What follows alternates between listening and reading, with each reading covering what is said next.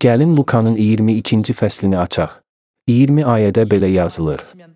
Eləcə də axşam yeməyindən sonra kasanı götürüb dedi, sizin üçün axıdılan bu kasa mənim qanımla bağladığım yeni əhddir. İsa dedi, siz pis olsanız da övladlarınıza yaxşı hədiyyələr verməyi bilirsiniz, göylərdə olan atanız övladlarına nə qədər çox yaxşı hədiyyələr verəcək. İsa sizin üçün tökülür dediyi üçün bu həqiqətən də dəyərlidir. Yeni əhdin dəyərini bir-bir dərk etdikcə onun hər bir cizgisini və hər bir sözünü daha çox qiymətləndirəcəyik. Başa düşəcəyik ki, bu heç vaxt itirməməli olduğumuz bir şeydir.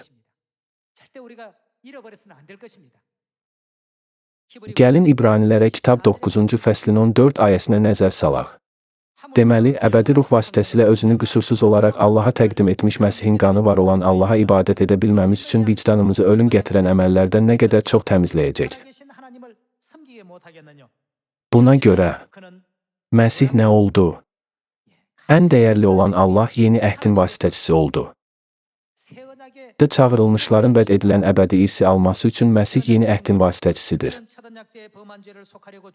Çünki o, birinci əhd zamanı etdikləri təqsirlərdən onları satın almaq üçün ölmüşdü.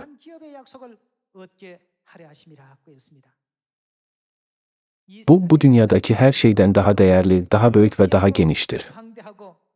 Allah hətta səmavi mələklərin və ruhani varlıqların da baxmağa can atdığı həqiqəti təsis etdi və bu qiymətli həqiqəti bizə bəxş etdi.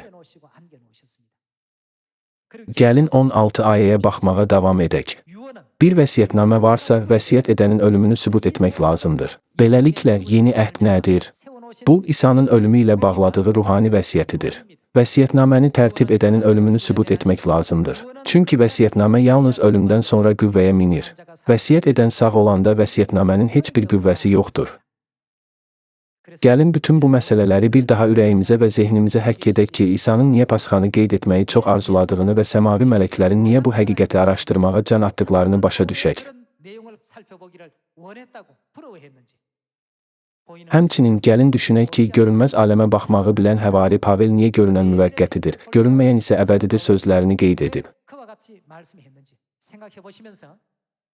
Hətta pis insanlar belə övladlarına yaxşı hədiyyələr verməyi bilirlər. Səmavi ata və səmavi ana bu dünyaya niyə gəldilər? Onlar həyatlarını qurban verərək nəyi təsis etdilər? Bu, yeni əhd idi.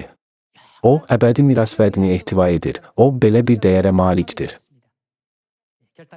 Gəlin heç vaxt yeni əhdin həqiqətini unutmaq və ya itirmək kimi axmaqlığa yol verməyək. Atanın əbədi padşahlığına təhlükəsiz şəkildə daxil olana qədər nə etməliyik? Ondan sona qədər möhkəm yapışmalıyıq.